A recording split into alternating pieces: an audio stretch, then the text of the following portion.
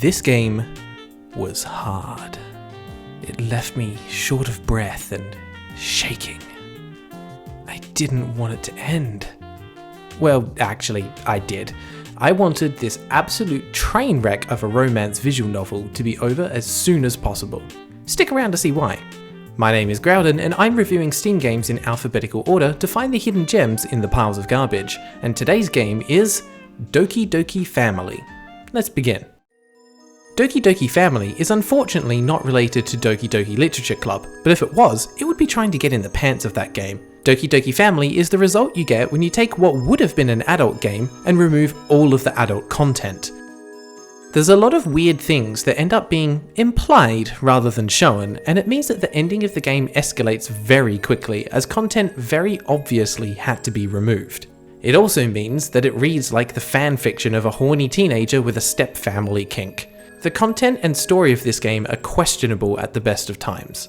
If you're not a fan of lewd or suggestive content, I suggest you skip to the verdict now. I've put the time code on screen. If you're still here, that's cool, but you've been warned. That said, by internet standards, the plot in Doki Doki Family is relatively tame. It could certainly be diving into much more taboo areas. Immediately after launching the game, we're presented with a pop-up message asking if we want to download additional language files in order to play the game in English. While it's somewhat annoying that this isn't included in the default download, considering that the game is listed with English text in the store page, what catches my attention more is the text spilling out of the text box. That's a sure sign of a lack of attention to detail, and a big warning sign that we're in for a less than stellar product.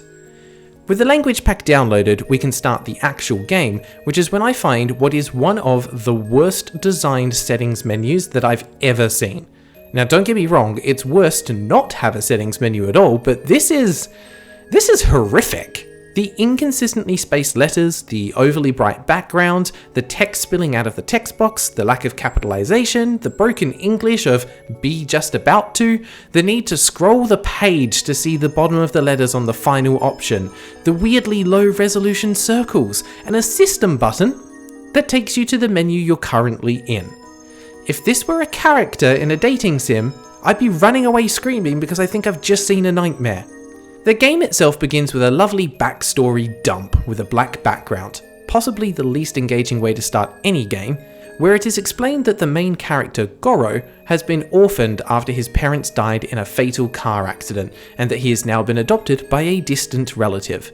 And this person is now their mother-stepmom. Sorry, what? Are they your mother, your stepmom, or your mother's stepmom?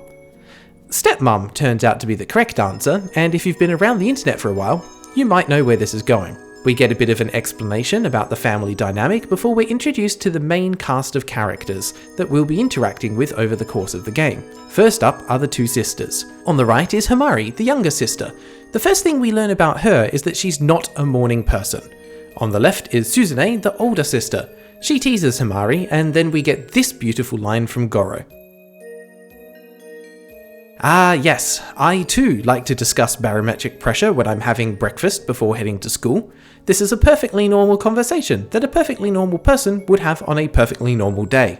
The final character we're introduced to is Sawa, the mother of Suzune and Himari and the adoptive mother of Goro. Let's pause here to take a moment to discuss the art. You'll notice as the review goes on that there are a decent variety of locations shown, ranging from the school to the outdoors to the house. Actually, that's about it. Jokes aside, the artwork and the detailing of the backgrounds is quite nice, and the art style seems to be pretty consistent between scenes. It's interesting without being distracting, perfect for a game like this. Hopefully, I haven't made a massive accidental faux pas here, and that these are actually basic free assets. If they are, someone in the comments please let me know. Moving on to the character designs themselves, my first thought was, what is with the poses? Is that really necessary? Well, I guess it makes it apparent very quickly who the intended target audience is meant to be.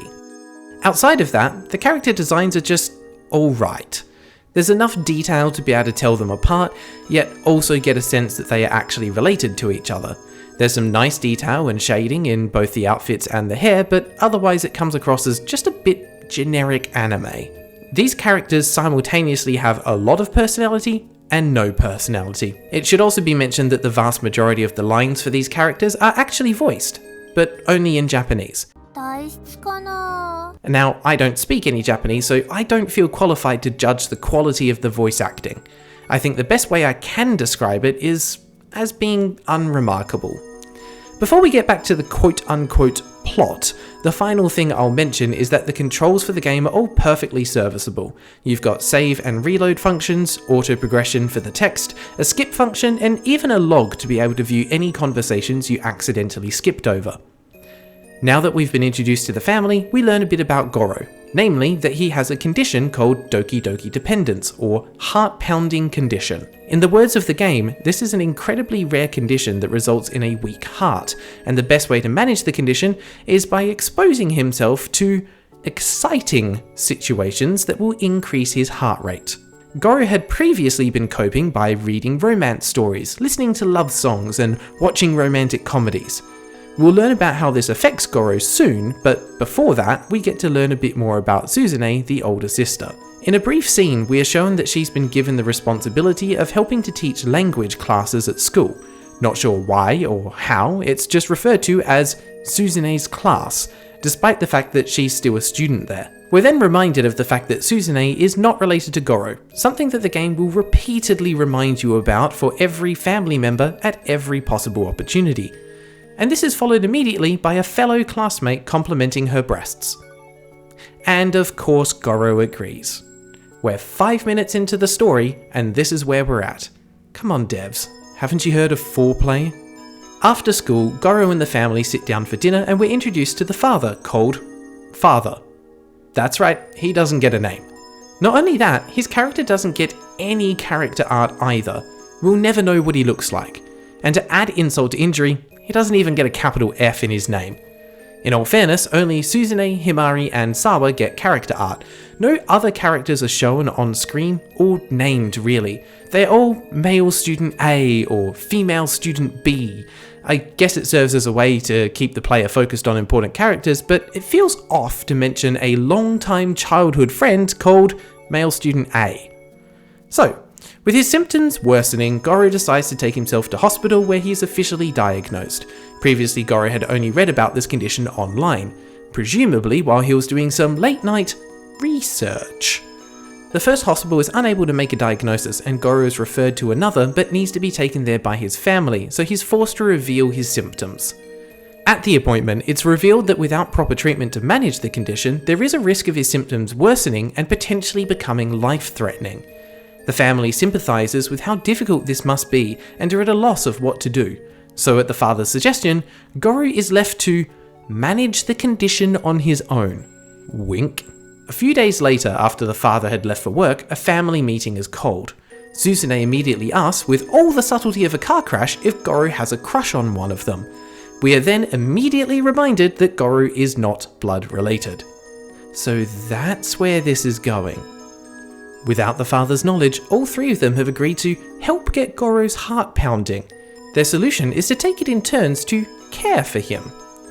Himari helps out in the mornings, Suzune in the middle of the day because they go to the same school, and Sawa in the evenings. As a result, the game follows the daily life of Goro for a few days as his Doki Doki dependency increases, resulting in shortness of breath, fatigue, and general moody angst. The cycle of daily appointments helps to manage these symptoms and keeps Goro going from one day to the next.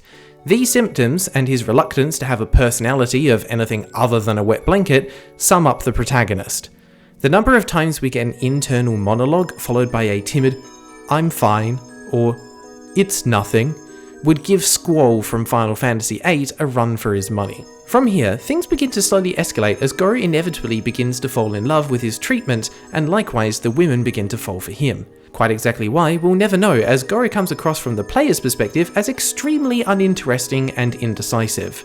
As you can imagine, things begin to escalate from merely spending time together to holding hands.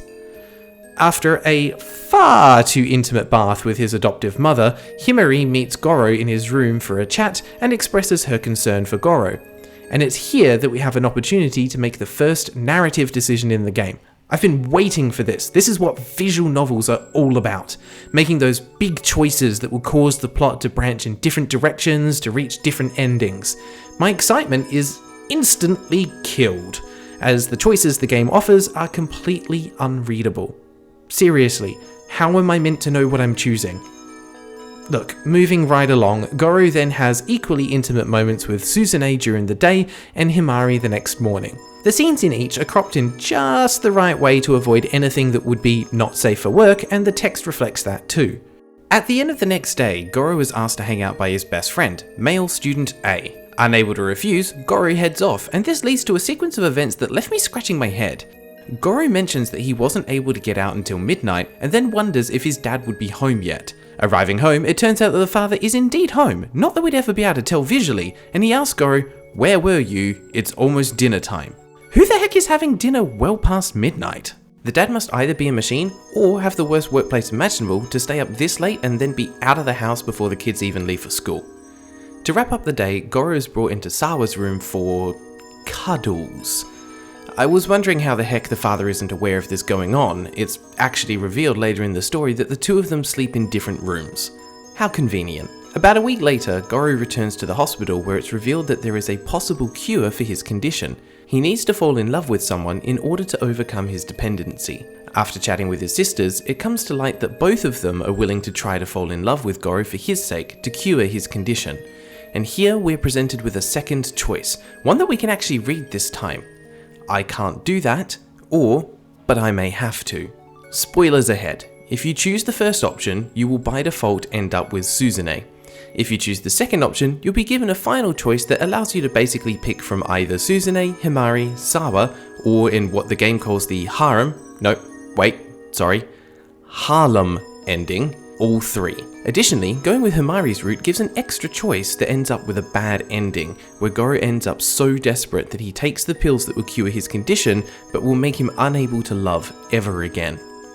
I went with Suzune initially, and I'll consider this the true ending, as it's realistically the happiest out of all of them. After a few more treatments from Suzune, the two end up falling in love, but need to gain permission from their dad in order to get married. And this plays out in the cringiest way possible. Here's the full scene for you to enjoy.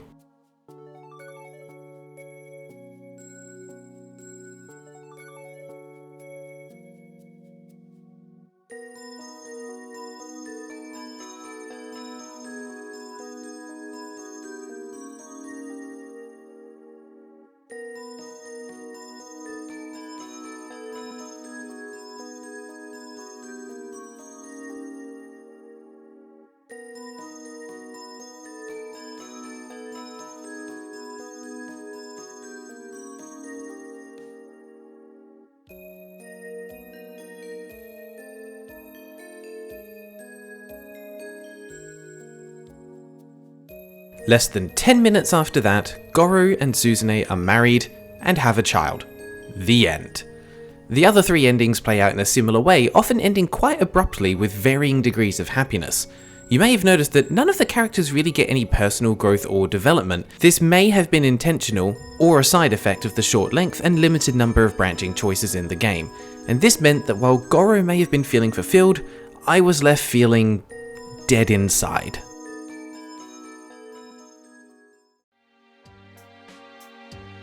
I'm not sure who this game is for. There's no adult content for the gamers looking for that, but there's also no dating mechanics for people looking for a dating sim, or a substantial plot for people who like visual novels. It's a game with no target audience except for horny teenagers that are tricked by the marketing and the art. And me, I guess, but I'm forced to play this because of my channel, so that doesn't count. With a playtime of roughly 2 to 3 hours and a price tag of just over $20, this would be a hard sell to most people. There's just not enough of anything here to justify buying this game. It's not even terrible enough to be a game that's so bad that it's good, or to make memes out of. I think the best way to show you how surface level this game is to show you the extras menu. Here you'll find the scenes, if you ever wanted to revisit them in all their PG glory, as well as the chapter selection that shows you the branching paths. And it's here that you can see that although we made multiple decisions, there was in reality only one moment that the path branched out, The moment where it literally presents us with the choice of which ending we want. Not exactly a creative way to influence the plot. And I noticed that it doesn't even list the bad ending here. I guess the game doesn't even want to acknowledge a world in which Goro doesn't end up dating, marrying, or having kids with a family member. Sorry, step family member. Remember, they're not related, so it's fine. And because of that, my final rating for Doki Doki Family is Male Friend A out of 10. I wanted to hang out with him more than any of the main characters in this game. Thanks for watching.